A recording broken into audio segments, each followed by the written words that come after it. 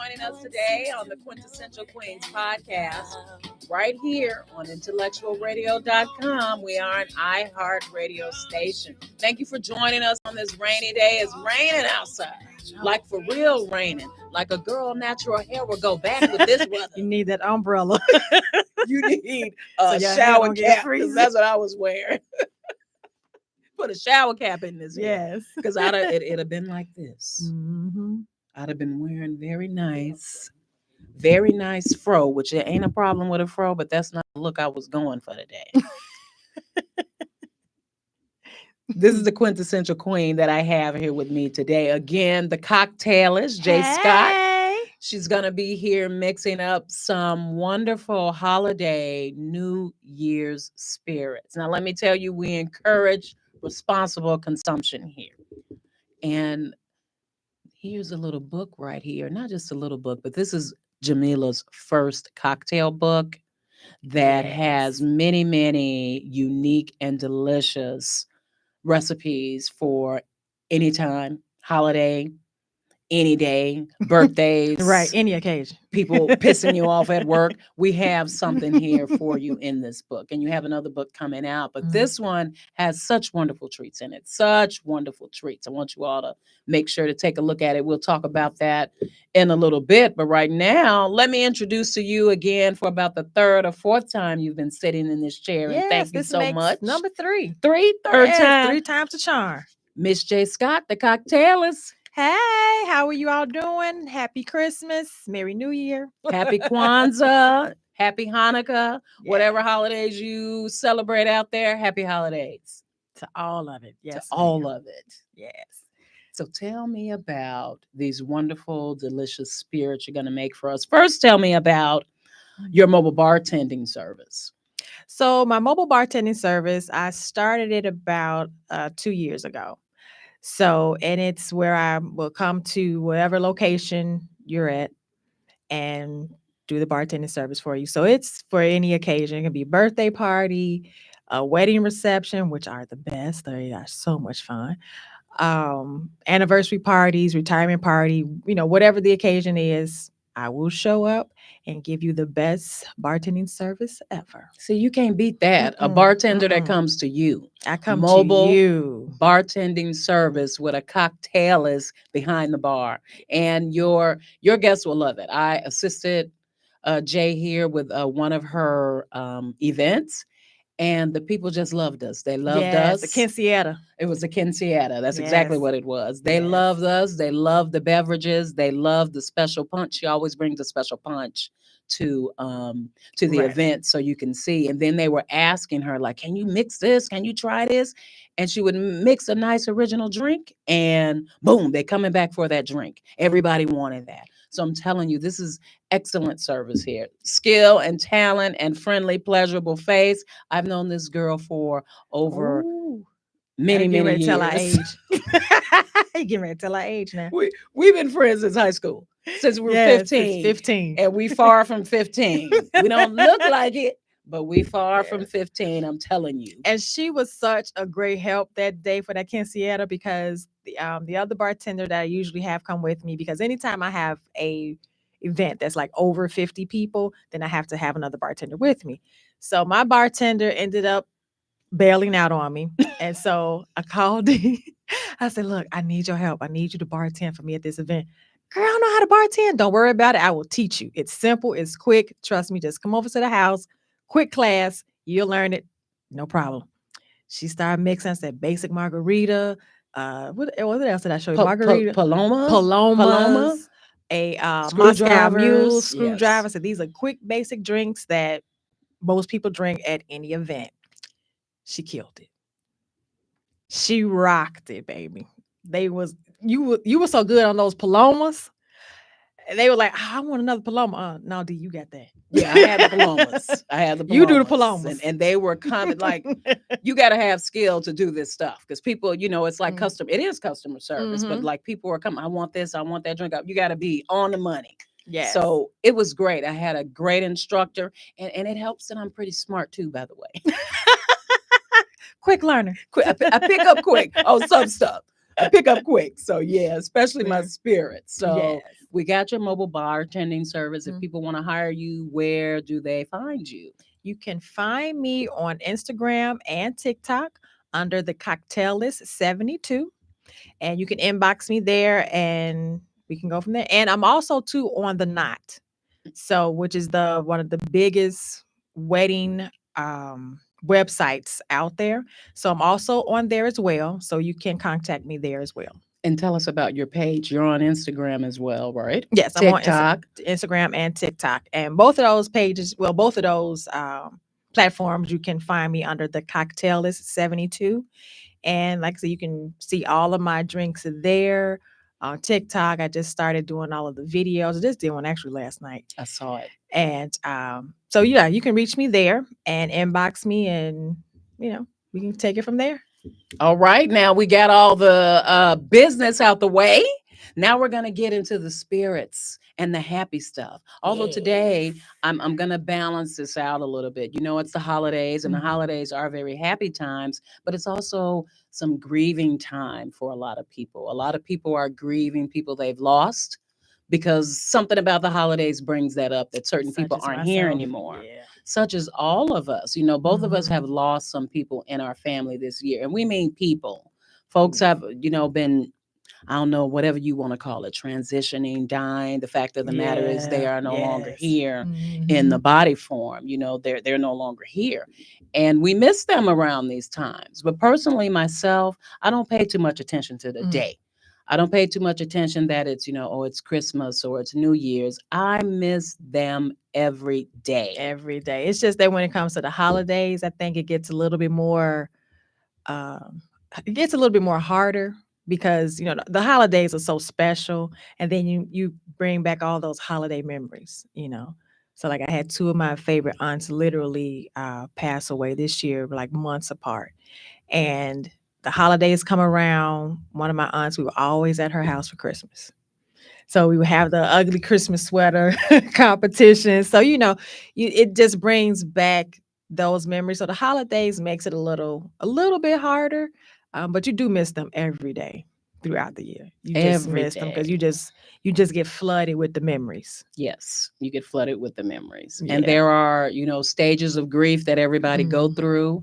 And it used to be a time where we would tell people, in our professional field, the medical field or counseling or therapeutic field, that a year was long enough for you to stop the grieving, that you should have dealt with it better by now and you should be getting better by now. But we were wrong about that. It's not the truth. It That's really not the truth. isn't. Yeah. People handle grief differently. And if you know about the 5 stages of grief, I don't remember the order, but I know there's anger, there's bargaining, Mhm. then eventually you get some acceptance. What we also learned is that it's not like you get through one stage and like, okay, I ain't I'm gonna be good. angry no Right. more. Let's move on to the bargaining. Like, Lord, if you just give me a couple of more days, Yeah. and I promise I will do, so you bounce back and forth through those stages. You might be angry today, you might be bargaining tomorrow, you might accept it today, and then before you know it, you're upset again. I know I'm Yes. like that period. Like when I'm like, I'm upset with somebody and I'm holding my little grudge. And I'm like, I'm gonna get over this. I shouldn't be mad at this person. I might even befriend them. But 2 days Mm-mm. later, I'm ready to knock your teeth out again. So it's like, It's all right back there, right back at but that spot. Nope. know that it's normal and it's natural. That's why I'm bringing Yes. it up. It's a normal and natural thing. You do need to get to a point of acceptance because grief is only an issue when it's stopping you from functioning. Yeah. When When it you when it cripples you. when you can't work, Mhm. when you have ostracized yourself from people and the things that you like to do and people that maybe you want to hang around with, or you kind of stop doing the things you love to do. We got a name for that. It's called anhedonia, which just means that you have stopped doing the things that Mhm. you like doing. You Yeah. stop going out, you stop socializing, you stop talking to people. You might even find yourself sleeping 23 hours a day. Yeah. But I think too that's still too all part of that process because you are grieving that loss of that individual. And I even tell people, even if you want to kind of like be to yourself for a minute, don't socialize for a minute, and you may be having a hard time at work. That's okay. I mean, of course, don't let it go on for like 5 years or something like that, but that's still too part of that process that I will tell people, let yourself feel that. Let yourself go through that, because the minute you try to not Fake it. do it, the next thing you know, you right back in it, but now you're deeper in it because you didn't deal with it properly the first time. That's right. That's So right. I always tell people, just allow yourself that time, allow yourself that moment. And it's normal. It's It's normal. normal. It's okay. Jamila's point is exactly right. Allow yourself to feel what you feel. It's only an issue when it stops you from functioning. Of course, you should have time to yourself when someone you love have passed or died and they're Yeah. no longer here. That's a huge adjustment. It And the really closer is. you are to them, the more difficult it is. The more difficult it is. I have a friend who lost her daughter to cancer. I went to her funeral last week, and her daughter was 18 years old. Oh wow. She's from what I saw, she's dealing with it well. And then she has another child, the sister having a hard time with it as well. One of my business mentors, Tamara Holmes, she has children that are teenagers. She died of cancer not too long ago. And this stuff that, we weren't expecting it. I'm like, right, like where did this come from? What happened? What happened? It was so fast, so quick. Like, wait a minute. What? You were just fine in March. And now October, you gone. Like, wait a minute. Yeah. and we thought things were getting better, but you never know. You Yeah. never know. This is why I always tell people, love your people. Please do. While you can love them. Let people know how much you care about them, how you feel about them while you can. And spend time with them. And value it. Value the Yes. relationship. Value your friendships. That part. Value your relationships with your siblings, your cousins, your uncles, aunts, your mothers, and your fathers. I can't tell you how many people I talked to that they weren't getting along with a certain relative, or their mom or their dad. Mom dies, dad dies, the cousin dies, and here they are. Now you're dealing with grief and an unsurmountable amount of guilt. Yes. Because I didn't get a chance. I shoulda, coulda, woulda. Tell them how much I love them. I was spending too much time being angry with them. I wish we would have worked it out. I wish we would have worked it out. I wish I would have. I wish is a song by an artist. You want to. We are in charge of what we do in our lives, and you want to take the opportunity to what I can say is not settle it, not have strife between you. It don't mean that, these people, you might be hanging out with them like you used to. The relationship might change, but let there be no strife between you. Yeah. Let there be no ill will and nasty, ugly feelings between you. We can sit down and talk about it and agree to disagree. We can agree to disagree. It won't be that if I'm driving on the street in the wintertime and you at the bus stop, I'm going to splash you and go past you. And keep going. That's something. I don't know. Some people have some family members where you will get splashed.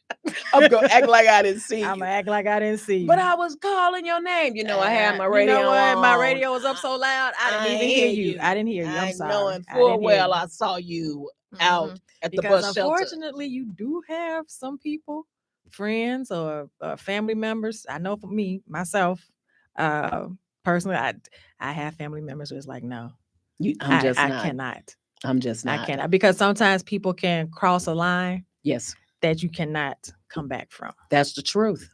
Sometimes people will go too far, do too much, say too much, and over the years, you'll be working it out and talking and explaining yourself and all of that. And then sometimes they will just do that one thing. And it's like, you know what? That's it. I'm done. I'm done. Because I have been trying and I cannot try anymore.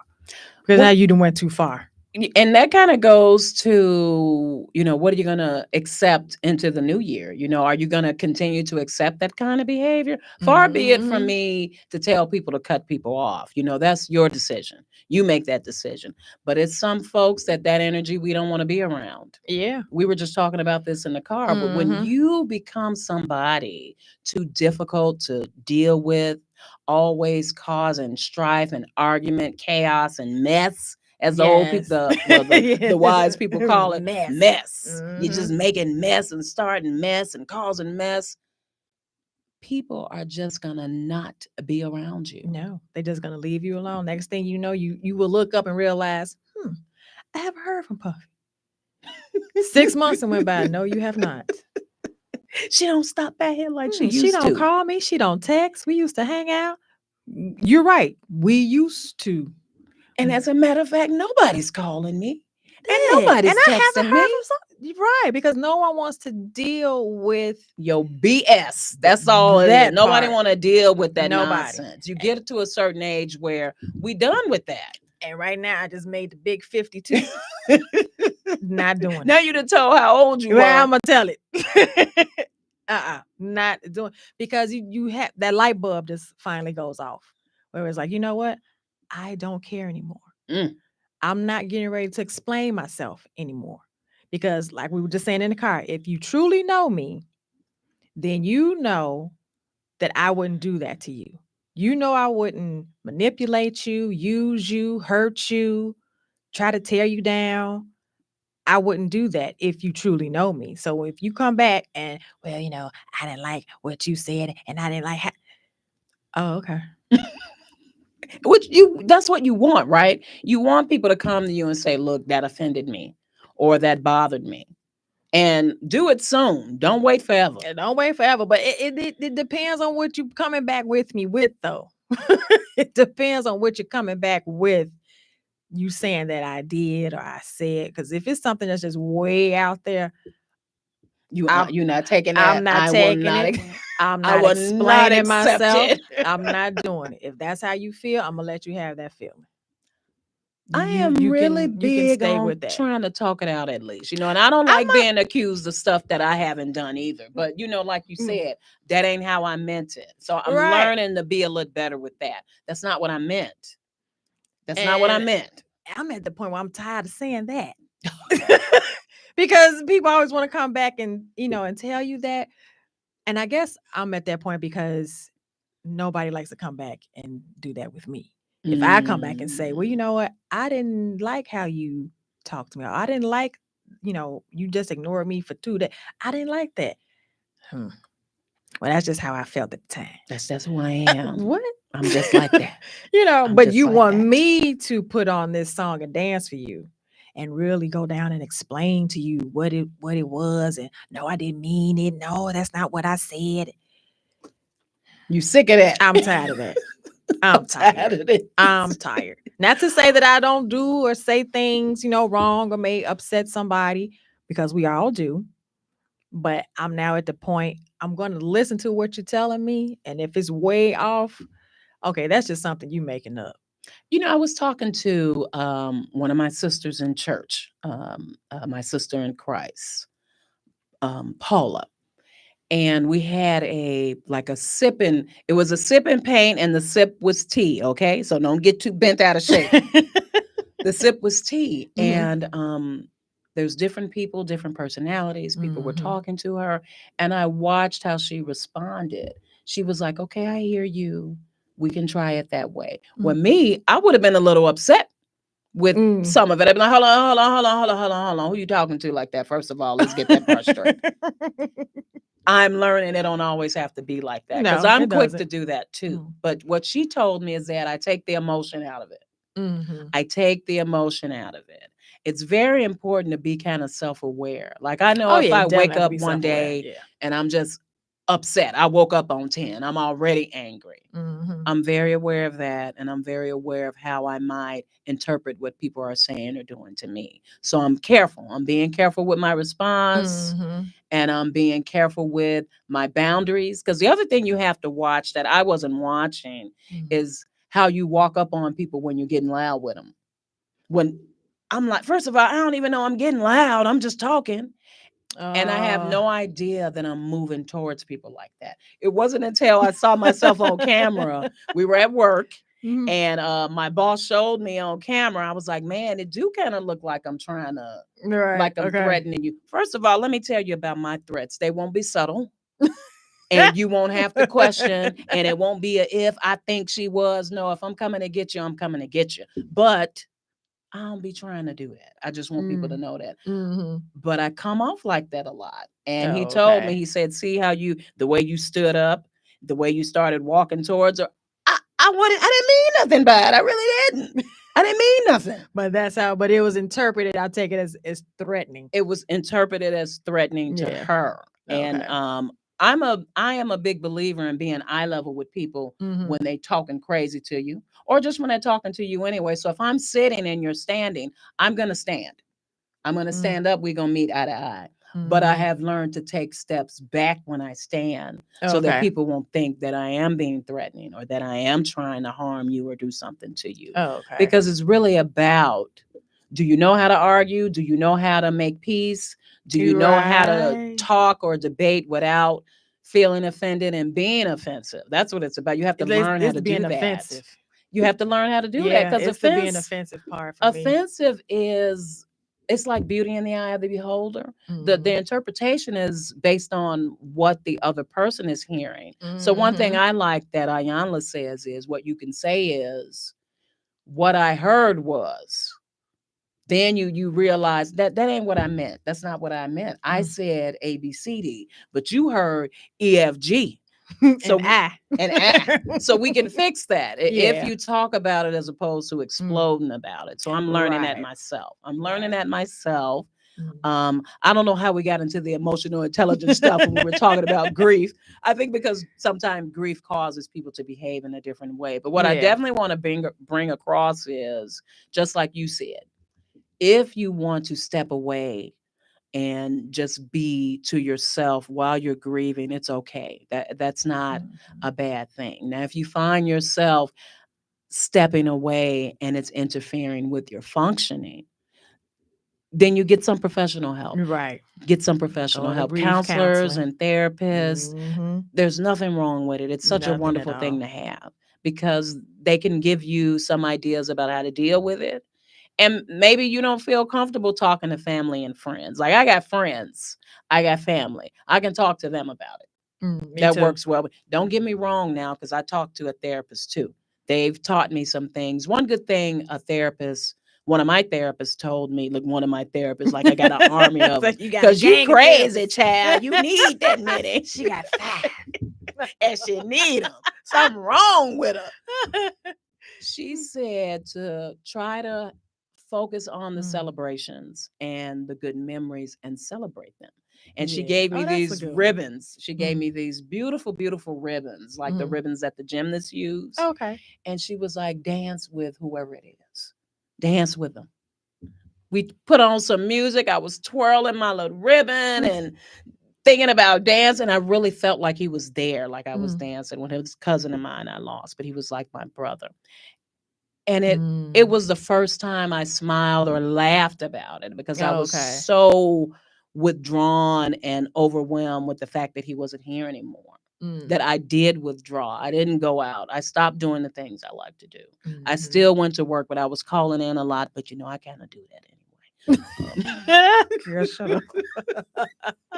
You get on my nerves. I'm gonna be All off a right. couple of days. But But she said to celebrate the memories, mhm. celebrate the good times, and actually celebrate it. So you might even want to set up, some drinks and talk to them, or Hey. hey, Yeah. or a dinner, or for There me, you it's go. the music and the dancing Mhm. and the beverages He said, "Let's do and the all of it." spirit. So speaking Yeah. of, let's get to making some of these beverages. Tell us what you got for us, Woo! cocktailist. All right. So the first one I have is New Year's Eve. Well, New Year's Eve is coming up, as we all know, in a few days.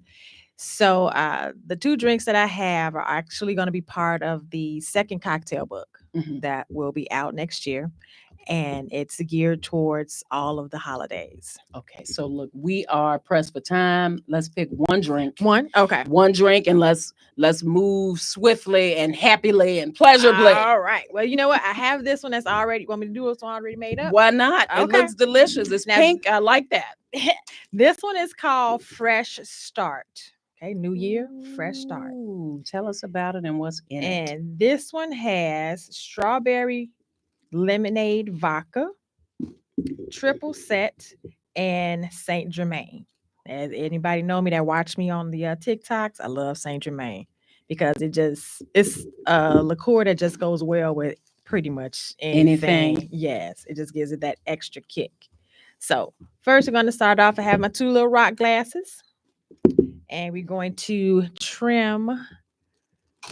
Well, first I'm gonna wet the rim of the glasses with a lemon because we're going to rim the glass with sugar.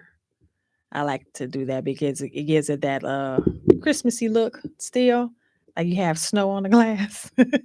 Yeah, that sounds yummy and nice and ecstatics, nice and ecstatics. Mhm.